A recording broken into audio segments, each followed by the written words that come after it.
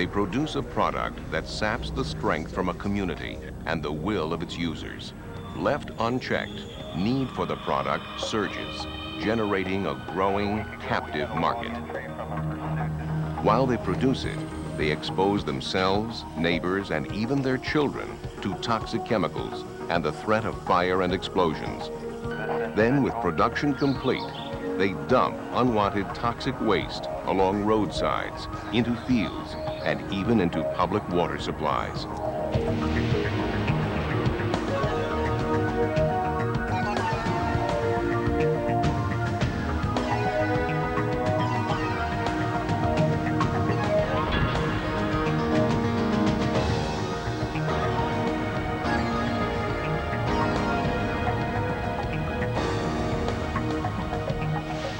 The manufacturing of illegal drugs in the U.S., particularly methamphetamine, has taken on epidemic proportions. These illicit operations, known as clandestine laboratories, confront responders with a new set of challenges. The operators of the labs, known as cooks, are driven by the lure of easy money and the grasp of a drug that, through a new manufacturing process, is twice as potent and provides a longer-lasting high than cocaine. Apprehending and prosecuting clandestine lab cooks is only part of the battle. What's usually left behind is a makeshift laboratory overflowing with hazardous chemicals and contaminated equipment. And chances are that hazardous wastes generated during the cook have also been illegally dumped nearby. Methamphetamine, which is a primary drug that we're seeing manufactured in California, is the drug of the 90s. We've seen a tremendous increase the past 5 years in the amount of methamphetamine labs that we're seizing in the Southern California area, specifically centered out of Los Angeles, Riverside, and San Bernardino counties. They're mixing anything and everything to try to produce a finished product that they can inject and or sell to make a little bit of a profit, so they can in turn, manufacture another ounce or two. Methamphetamine, also known as speed, crank, crystal, and ice, can be ingested orally, snorted, injected, or smoked by users. Long-term abusers, known as tweakers, often binge for up to 2 weeks and constantly crave more of the drug to recreate the euphoric state brought on from the initial high. Chronic abusers become delusional, experience hallucinations, and exhibit high-risk behavior, often resulting in violence. Extreme weight loss, pale facial skin, discolored teeth, and scars or open sores are also common. With only a modest investment, any methamphetamine user can become a meth cook in a matter of hours. The recipe to produce the drug can be found on the internet, and most of the ingredients and lab equipment can be bought legally through commercial sources like hardware and convenience stores. Unlike the drug business of the past, there's no risky border crossings and no big upfront money. Methamphetamine is a different kind of threat to rural America and to suburban America than it's ever faced before because it's homegrown. Our borders for methamphetamine are the local hardware store, the local convenience store, the local liquor store. It is not the Mexican border or South America or somewhere in the Far East. Clandestine labs can be small 1 or 2 person mom-and-pop operations, also known as Beavis and Butthead labs. Or in the case of many Western states, highly organized mobile production facilities, usually run and financed by Mexican national drug cartels, also known as Mexican national labs. The Mexican national operation, when they come in and do an operation, they do it big time. I'm talking about hundreds of pounds of methamphetamine. They do it one time there and they're out of there. It's strictly for profit. It has nothing to do with use. You won't see a Mexican national that's operating a Mexican national clandestine lab using. It's strictly for profit. Clandestine labs can be found almost anywhere. The only location requirements cooks desire are privacy because of the odors, noise, and unusual hours they keep, and a reliable source of water, heat, and electricity.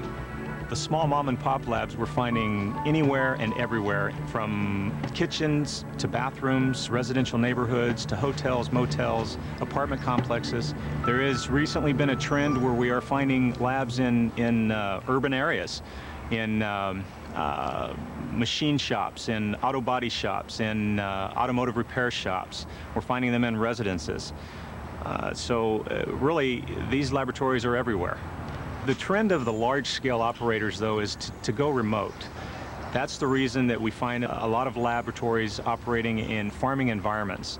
They blend well with the surrounding environment because they blend with the farm laborers that come in from Mexico and work the fields, the agricultural fields in California.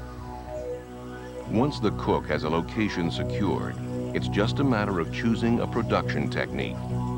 The most commonly used recipes call for mixing over-the-counter cold medications containing pseudoephedrine along with other ingredients in a process that can be performed at separate locations if need be in less than 24 hours. No matter what recipe they choose or how big the operation is, all clandestine labs share one trait: a total disregard for safety. Risky production techniques combined with haphazard storage and illegal and unsafe disposal add up to a formula for tragedy. I'm more concerned for public safety when it comes to the small mom and pop labs because they are untrained, quote, mad scientists. They have no chemistry background. They're using chemicals that are highly volatile without any training, any expertise, and they're using glassware that you would bake a cake in. Anything that they can apply heat to and cause a chemical reaction. Those are the ones that we're having explosions with in motels, apartment buildings, and they present the most danger to the public. Many times, chemicals and equipment used to synthesize the drugs are housed at a separate location, often rental lockers, where the lack of ventilation and cramped space increase the potential for hazardous conditions. Unfortunately, young children are often victimized by parents who use and cook meth. Parents become obsessed with the drug to the point where they show no regard for their children's welfare. Kids are forced to live and play in homes contaminated with toxic chemicals. Neighbors also become unwitting victims, usually unaware of the threat that may be right next door to them. Once a cook completes a batch of methamphetamine, at least 6 pounds of hazardous waste remain for every pound of processed meth. These unwanted hazardous byproducts are then indiscriminately dumped anywhere and everywhere. Don't take it lightly. These guys, when they cook, they put it in the sewer system, they pour it down the toilets, it goes into the sewer system, they pour it in the backyard, they bury it in the backyard, they'll drive along the road, toss it out of the back of their trucks. We're digging these big pits, putting all this waste in there, and eventually, if we don't find it, then it's going to eventually seep down in the groundwater. The resulting contamination of structures, soils, water supplies, and air emissions, and the poisoning of crops and livestock costs property owners and taxpayers millions of dollars in damages and cleanup costs, as well as the cost to law enforcement.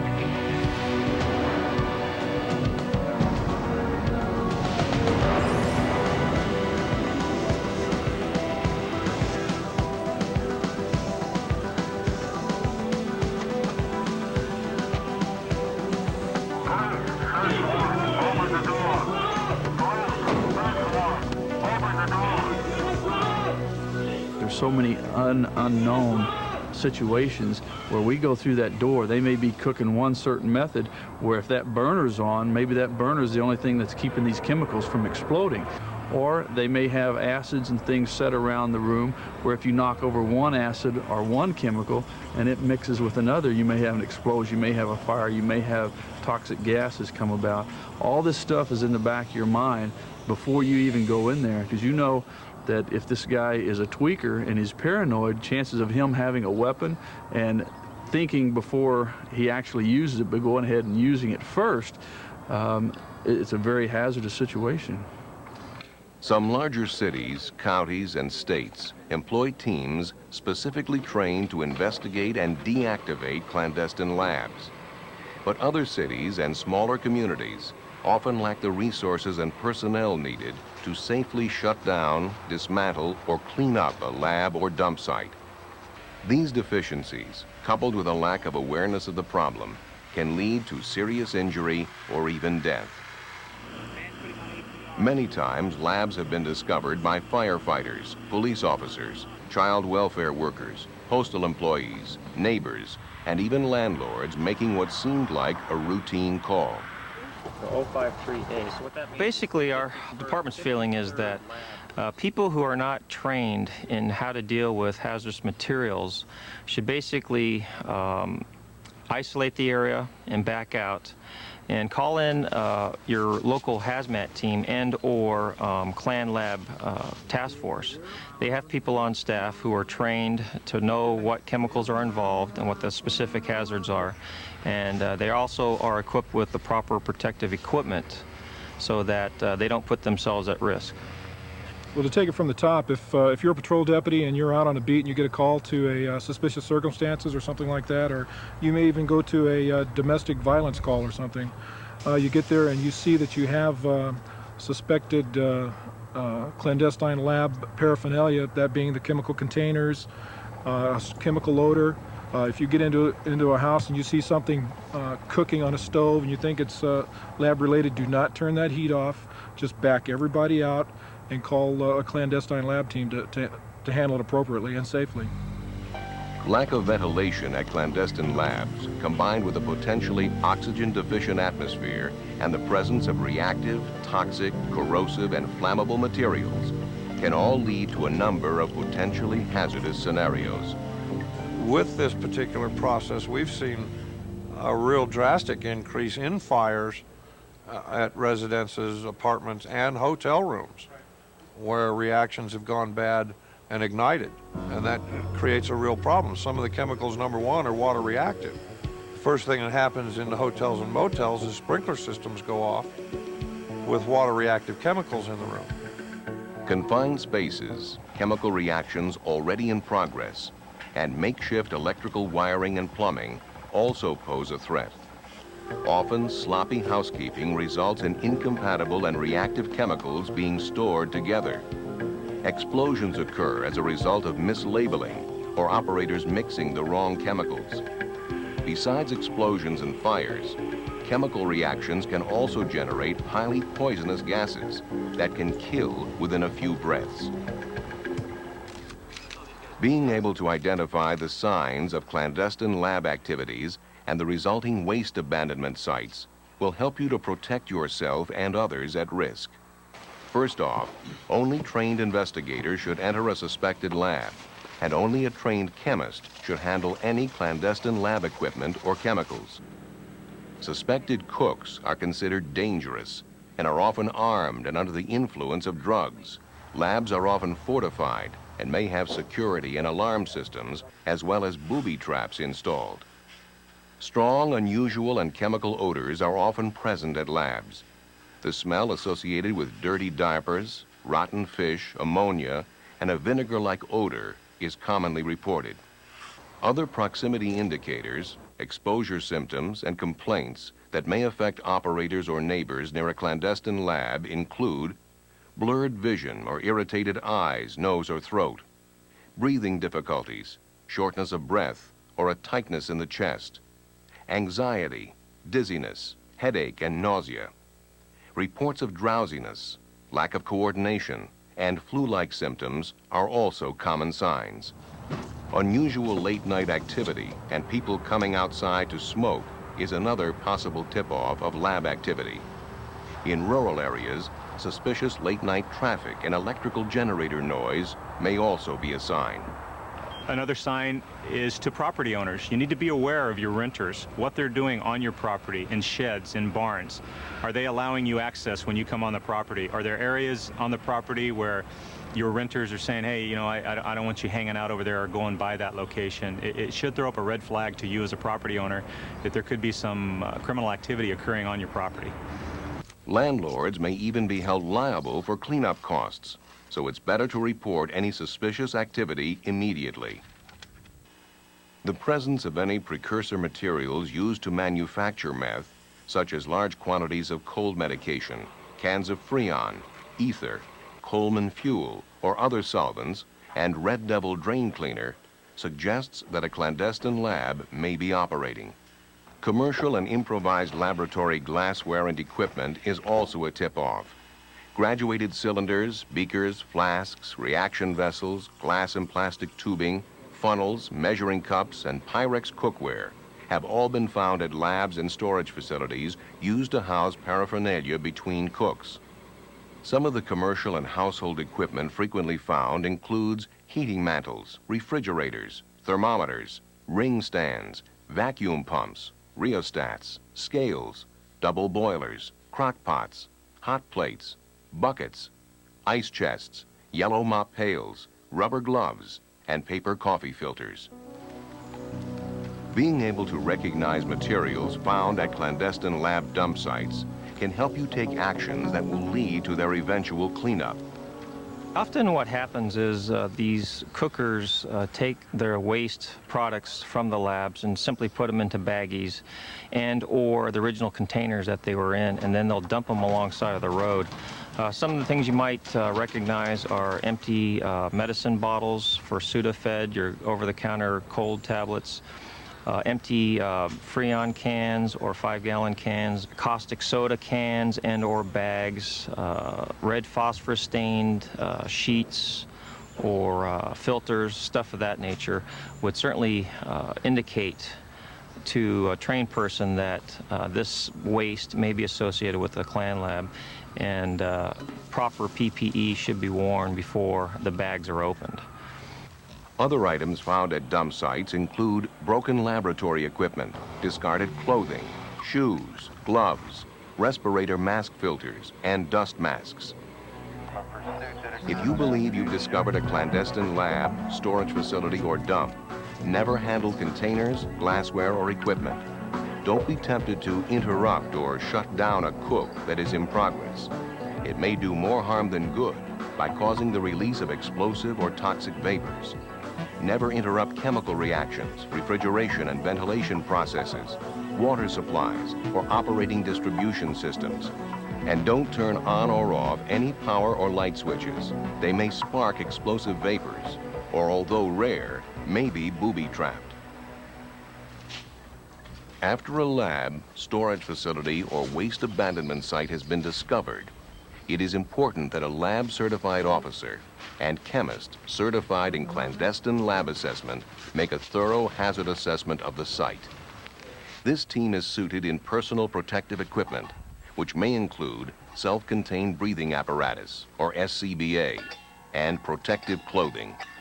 We suit up in a level B, or whatever's appropriate for the situation. We'll go in and we'll do an assessment. We'll take photographs or whatever needs to be done. We'll do an assessment. We'll come back out. We'll get a plan together to dismantle the lab safely.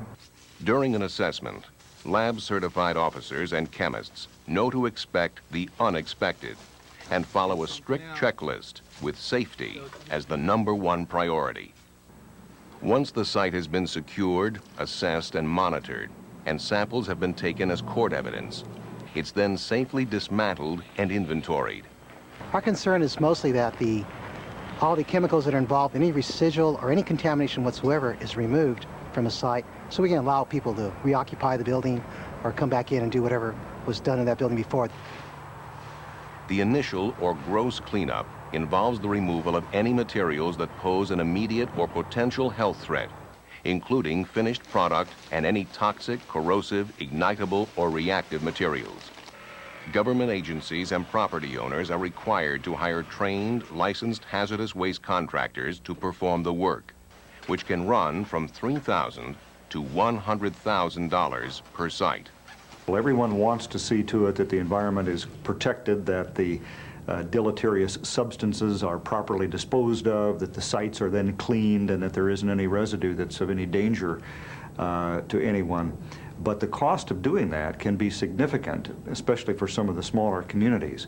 And that's why Congress has to step in to provide the funding to the federal agencies to ensure that there is money available for these cleanups, and that no local authorities back away from appropriate law enforcement just because they wouldn't have the funds to clean up the site after they'd concluded their work. Final remediation of the site requires the removal and disposal of all hazardous wastes left from the gross cleanup phase and returning the property to a livable state. That is trying to assess how much has penetrated the walls, the floors, the ground, and may take a longer time to assess. We may need to take samples of the soils and the areas we suspect, and then we have to address that with usually the property owner. The property owner then must contract another disposal company, or the same disposal company if he wants, come back in and remove all of that contamination. There are times that we've had contamination so bad and so expensive, the property owner has decided not to do anything with the property, and those sites are still under our control.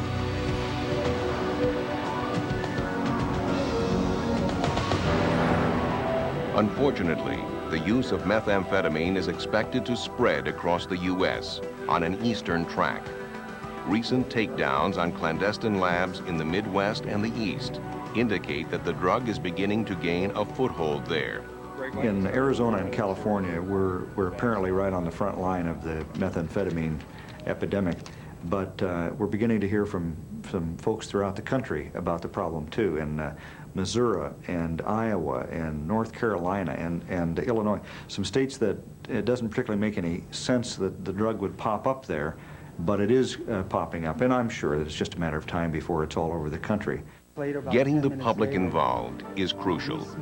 Informing communities about the dangers of the drug, along with urging landlords, business owners, and neighbors to contact police when they suspect manufacturing activities in their area, can make a difference. So one of the things we're trying to do is have field hearings in several different states to bring more public awareness to the problem, not only of the use of the drug and the implications for law enforcement, but also the environmental considerations because of what the chemicals that are used to make methamphetamine do to the environment if they're not properly handled and disposed of. The cooperation of chemical and pharmaceutical manufacturers, distributors, and sellers is also key to curtailing the spread of methamphetamine. On a federal, state, and local level, we've developed a strategy to go after the source of the chemicals. If we can deny chemicals to the laboratory operators, then we think that we'll see a reduction in the methamphetamine produced in California and distributed throughout the United States. It's difficult to deter a meth addict. Someone who's really addicted to methamphetamine, I mean, they've given up their job, they've given up their family, they've given up their life. It's unlikely that the threat of someone busting them is really going to modify their behavior. On the other hand, you've got businesses out there that are supplying the ingredients to make methamphetamine. Those business owners can be deterred by aggressive law enforcement. Educating firefighters and law enforcement, as well as health and human service personnel, to be more aware of clandestine drug labs in their daily work can also have an impact. One of the things we've been trying to do here in LA County is to educate as many firefighters and police officers as we can as to what to look for when they come across an incident that may be a fire and explosion, and determine if it could be as well a lab. The Office of the White House has also established the National Clandestine Drug Laboratory Emergency Response and Management Training Program, a comprehensive and standardized training course developed specifically for law enforcement, fire service, emergency medical service providers, and environmental health personnel. For more information, contact Lisa Boynton at US EPA's Superfund branch at 703-603-9052.